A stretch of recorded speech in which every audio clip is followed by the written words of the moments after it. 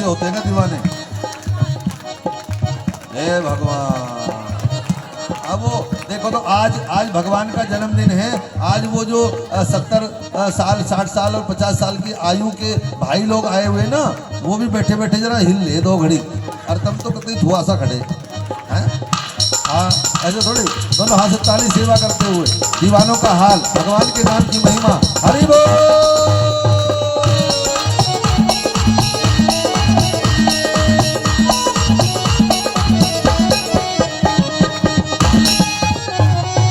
दोनों हाथ ऊंचा उठा करके ताली सेवा।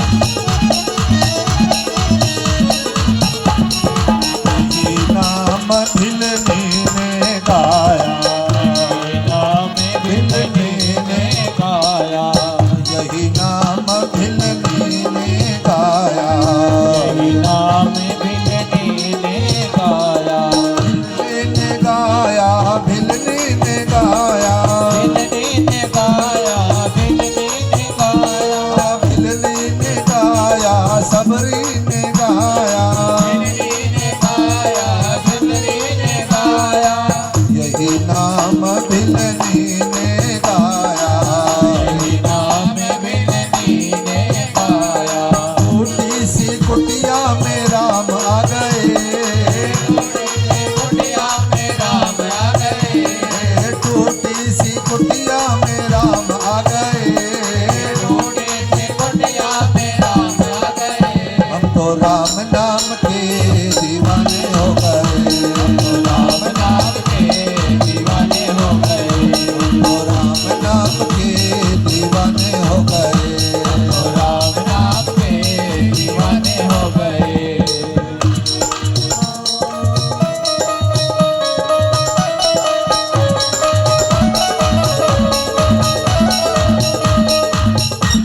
ओ भैया,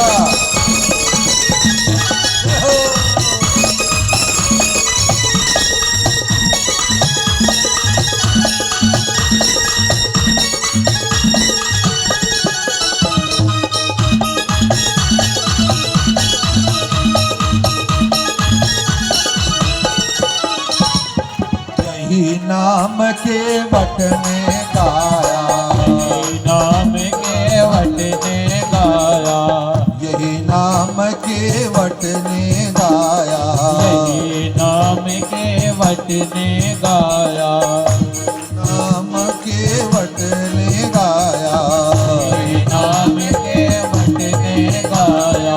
चरणामृत पी कर हमर हो गए, चरणामृत पी कर अमर हो गए, चरणामृत पी कर अमर हो गए, अमृत पी कर अमर हो गए। हम तो राम नाम के दीवाने हो गए, हम तो राम नाम के दीवाने हो गए, हम तो राम नाम के दीवाने हो गए, हम तो राम नाम के दीवाने हो गए। दीवाने हो गए, मस्ताने हो गए, दीवाने हो गए, मस्ताने हो गए, दीवाने हो गए, मस्ताने हो गए। हम तो राम नाम के दीवाने हो गए, हम तो राम नाम के दीवाने हो गए। हरि बोल।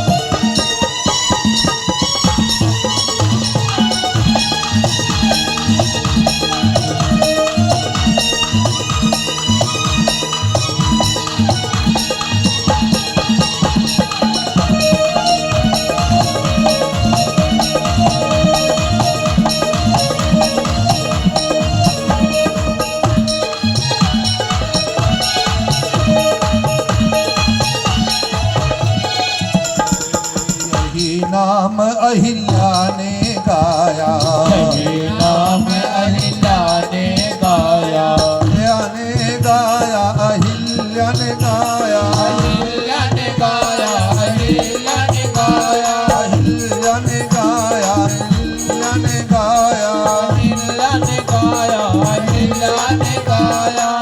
यही नाम अहिल्या ने गाया, यही नाम अहिल्या ने गाया,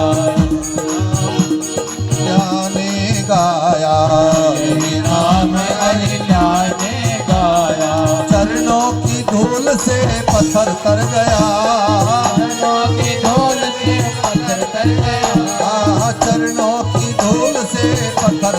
गए,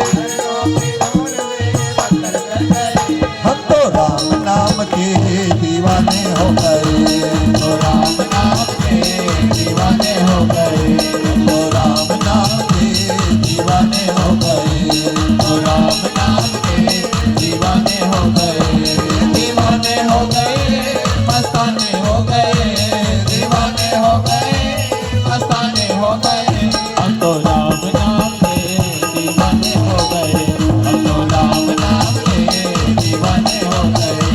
दोनों हाथ ऊंचा उठा करके हरि बोल।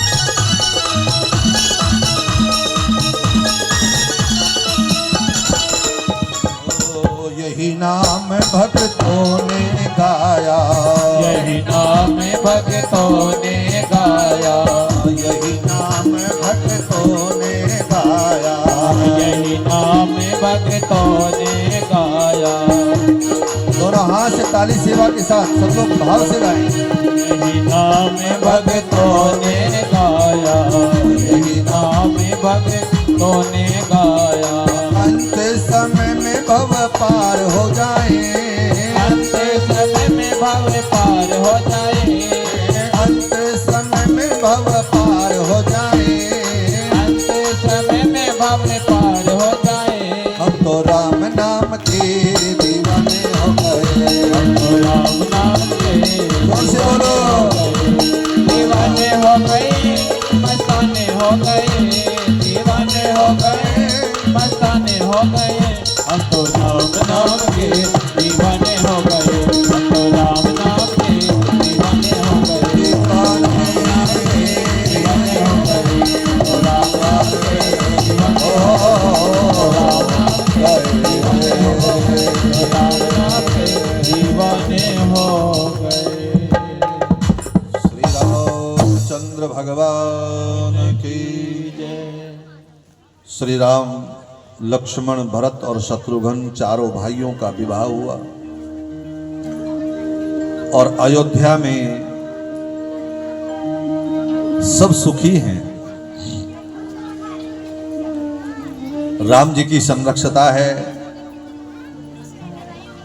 अयोध्या में कोई दुखी नहीं है, सब सुखी है।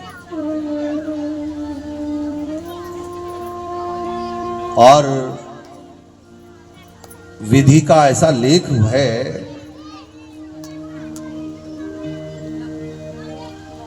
और विधि का ऐसा लेख है कि सब आनंद से व्यतीत हो रहा था, अचानक से इस अयोध्या को न जाने किसकी नजर लगी। कैकेयी ने तापस भेष विशेषी उदासी 14 बरस राम वनवासी, राम जी के लिए वनवास मांग लिया और भरत के लिए राज्य।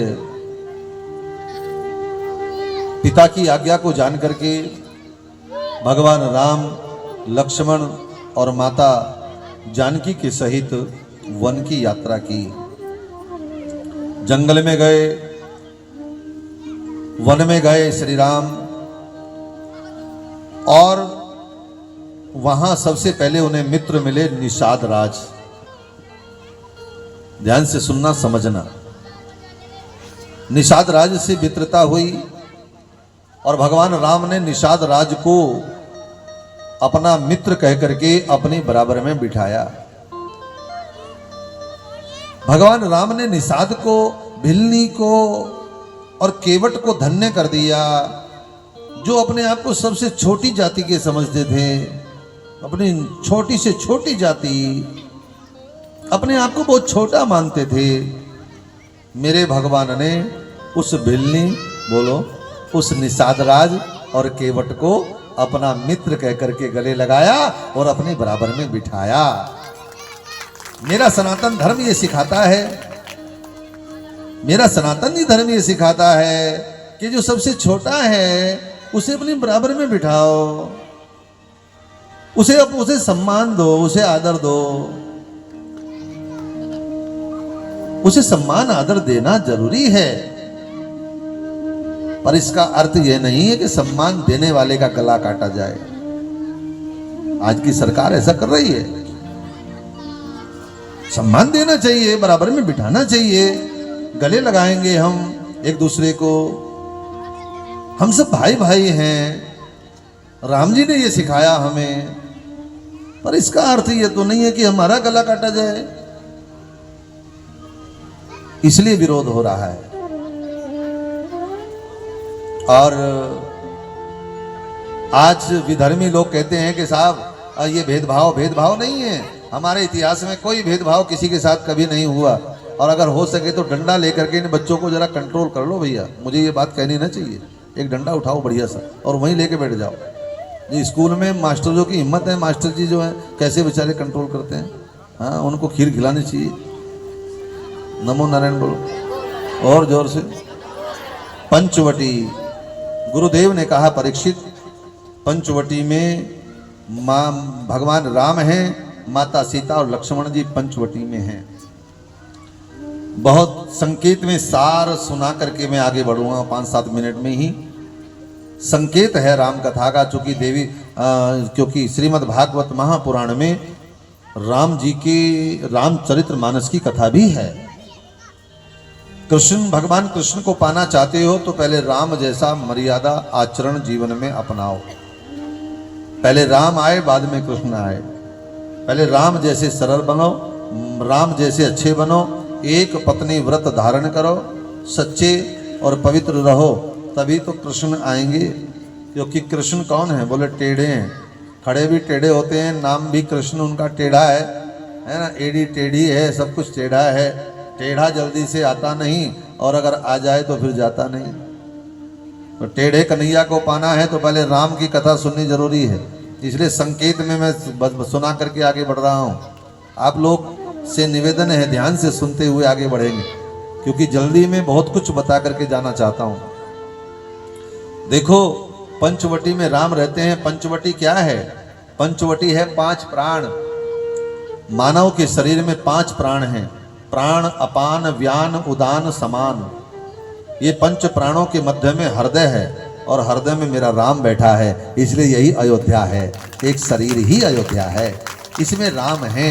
राम रमेति रामेति रमे रामे मनोरमे सहस्र नाम ततुल्यम राम नाम वरानने। वो राम इस शरीर के इसमें रमण कर रहा है, इसलिए हम उसको राम कहते हैं।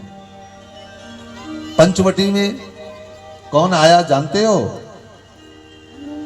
मारीच आया, सोने का हिरण बन करके आया। ए बहना, सोने का हिरण बन करके आया। माता सीता ने कहा इसको बुलाओ, ये सोने का हिरण चाहिए मुझे। यद्यपि राम जी सब जानते हैं, फिर भी उस माया के हिरण के पीछे चल पड़े। जब दूर निकल गए, उस मारीच ने राम जी के आवाज, राम जी के स्वर में आवाज लगाई, हा लक्ष्मण मुझे बचाओ। तो माता सीता ने व्याकुल ये वचन सुने तो लक्ष्मण से कहा, लखन तुम जाओ, राम के जीवन में कोई संकट आ गया, तुम्हें पुकार रहे हैं, जाओ जल्दी। लक्ष्मण ने कहा, मां, मेरा राम सारे संसार के संकटों का नाशक है, उसके ऊपर कोई संकट नहीं आ सकता। मैं जानता हूं मेरा राम तो काल का भी महाकाल है, सारी सृष्टि मेरे राम के अधीन है। वो स्वयं संकट नाशक हैं, उनके जीवन में कोई संकट नहीं आ सकता। माता सीता ने कहा, लखन मुझे पता है तू नहीं जाना चाहता, तुझे पता है, तू ये सोचता है राम जी को संकट आ जाए, राम जी संकटों में घिर जाए, मुझे तू पहले से ही जिद्दी रहा है, इसलिए नहीं जा रहा है। और कुछ और व्याकुल वचन कहे माता ने। अब लक्ष्मण जी सोचने लगे। माता ने ऐसे वचन कह दिए जिसके कारण लखन को चलना पड़ा। लक्ष्मण ने एक रेखा खींच दी और रेखा खींच करके कहा, मां इस रेखा को मत लांघना। मैं ये रेखा खींच करके जा रहा हूं, इस रेखा को लांघना नहीं है। देखो मेरी बहनों, हम सबके जीवन की भी एक रेखा है। हमारे जीवन की रेखा को नहीं मत लांघना। अच्छा, आपके जीवन की रेखा कौन सी है जिसको लांघना नहीं है? वो कौन सी रेखा है? सोचो वो कौन सी रेखा होगी जो आप लांघ देंगे तो जिंदगी बर्बाद हो जाएगी। वो कौन सी रेखा है? वो रेखा है हमारी अस्मिता की रेखा। अस्मिता वह है हमारी पवित्रता की रेखा। कौन सी रेखा है? पवित्रता की रेखा, हमारी सुचिता की रेखा है, वो हमारी पावनता की रेखा है। उसको कभी मत लांघना। अच्छा, सबसे बड़ी ताकत क्या है जिंदगी में आपके पास? सबसे बड़ी ताकत क्या है? सबसे बड़ी ताकत है स्त्री के पास उसकी पवित्रता। बात समझ में आई? स्त्री हो चाहे पुरुष, उसके पास उसकी सबसे बड़ी ताकत है उसकी पवित्रता। जो स्त्री पुरुष जीवन में पवित्र है, वो आदमी, इंसान तो इंसान, बोलो देवताओं को भी भयभीत कर सकता है। जाओ, देवता भी उससे भयभीत हो सकते हैं। दो प्रकार की पवित्रता है। देखो, वैसे शारीरिक पवित्रता बड़ी ताकत है, बहुत बड़ी ताकत है, बहुत बड़ी ताकत। अगर आपके पास शारीरिक पवित्रता है तो असंभव को भी संभव कर सकते हो। इम्पॉसिबल शब्द दुनिया तुम्हारे जीवन से गायब हो जाएगा। और मैं ये बात अपने हृदय से आपको प्रमाण के साथ और बड़ी ही जिम्मेदारी के साथ ये बात कह सकता हूं कि अगर आपके पास शारीरिक पवित्रता है तो इम्पॉसिबल को भी तुम पॉसिबल बना सकते हो, असंभव को भी संभव बना सकते हो। क्या चाहिए तुम्हें? क्या चाहिए? देवी भागवत में एक मंत्र आता है, विद्या समस्तास्त देवी भेदा स्त्रिया समस्ता सकला जगत्सु। विद्या समस्तास्त देवी भेदा, स्त्रियों में समस्त विद्याएं भगवान ने दे करके भेजा है। ओ मैया, विद्या समस्त विद्याएं दे करके भेजा है। और अगर मेरी आवाज पीछे बैठे हुए, पीछे खड़े हुए लोगों के कानों में जा रही हो तो ये बात मैं कहना चाहता हूं, आपके पास कौन सा आप अपने जीवन में एक काम बहुत जरूरी है जो सावधानी रखनी है। क्या कहीं भी हमारी शारीरिक पवित्रता खंडित न होने पाए, हमारी शारीरिक पवित्रता कहीं खो न जाए। राम जी ने एक पत्नी व्रत धारण किया, जीवन में एक स्त्री आई, बस। और यही कारण है इतना बड़ा तपोबल, इतने बड़े इसी बल के कारण उन्होंने रावण जैसे राक्षस को भी पराजित कर दिया, समग्र राक्षस जाति का संहार कर दिया। असंभव भी संभव हो सकता है अगर तेरे पास पवित्रता की ताकत है। और खास तौर से मैं बहनों को तो ये बात इसलिए कह रहा हूँ क्योंकि ब्रह्मा विष्णु महेश को भी अगर धरती पर आना हो तो वो भी किसी ना किसी स्त्री का ही सहारा लेकर के आएंगे। बिना स्त्री के ब्रह्मा विष्णु महेश भी धरती पर नहीं आ सकते। इसलिए तुम्हारे पास तो भगवान ने बहुत बड़ी शक्ति, सहन शक्ति भी दी है, तुम्हारे पास बहुत बड़ी ताकत है। इसलिए बस एक काम जिंदगी में करना याद रखना, कहीं तुम्हारी पवित्रता खंडित ना हो जाए मेरी बहनों, कहीं पवित्रता को कोई धब्बा न लग जाए। सीता समझ गई, सीता जी समझ गई लखन मेरी रक्षा करना चाहता है, लखन मेरी अस्मिता की रक्षा करना चाहता है। और बुरा ना मानो तो मैं आपसे भी ये कहना चाहता हूं मेरे भाई बहनों, जिंदगी में सावधान होकर के जिंदगी को जियो। बस एक काम याद रखना, अपने आचरण को कभी गंदा मत होने देना, क्योंकि जो आचरण से गिर गया वो हमेशा धराशाही रहता है, उसे उठने की ताकत नहीं मिलती। आचरण को गंदा ना होने दें, अपना हमारा आचरण कहीं खंडित ना हो। अच्छा, कितने कौन सा बल चाहिए तुम्हें? ज्ञान बल, बुद्धि बल, बोलो। ज्ञान बल चाहिए, ज्ञान बल, बुद्धि बल, विवेक बल, पर सबसे बड़ा है चरित्र बल। सबसे बड़ा बल है चरित्र बल। और जिसके पास चरित्र बल की ताकत है वो ब्रह्मा को भी चुनौती दे सकता है, ब्रह्मा को भी हरा सकता है। देवता उससे भयभीत रहते हैं जिसके पास चरित्र बल की ताकत है। और बुरा ना मानो तो ये एक बहुत बड़ी ताकत है। रावण अब जैसे ही उस रेखा को पार किया जहां सीता ने, तो बोलो रावण उठा करके ले गया, रावण उठा करके ले गया।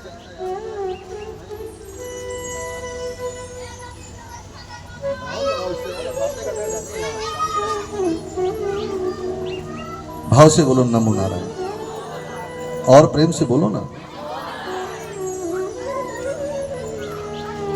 यहां रावण ले गया सीता को, उस रेखा को पार करते ही रावण ले गया। यद्यपि सीता नहीं है, सीता की छाया है, लेकिन ये बात तो है कि रेखा को पार करते ही बोलो जिंदगी धराशाही हो गई। श्री राम लक्ष्मण मिल गए सुग्रीव से जाकर के, किसके कारण? बोलो हनुमान जी के कारण। फिर बोलो नमो नारायण। हनुमान जी जैसा जिंदगी में सदगुरु मिल जाए तो सुग्रीव को राम से मिलाने का कार्य श्री हनुमान जी ने किया। देखो, हनुमान रूपी सदगुरु जब मिलेगा तो राम रूपी ब्रह्म का दर्शन होगा, राम से साक्षात्कार होगा। इसलिए समय रहते हुए राम को पाने की चाह हमारे मन में हो, ये चाह हमारे अंदर जग जाए। लेकिन इसके लिए समय बड़ा मूल्यवान है। समय का जो समय की कीमत को पहचान लेता है वो अपने जीवन में संसार तो संसार, बोलो संसार के भगवान को भी पा लेता है, जो समय की कीमत को जानता है।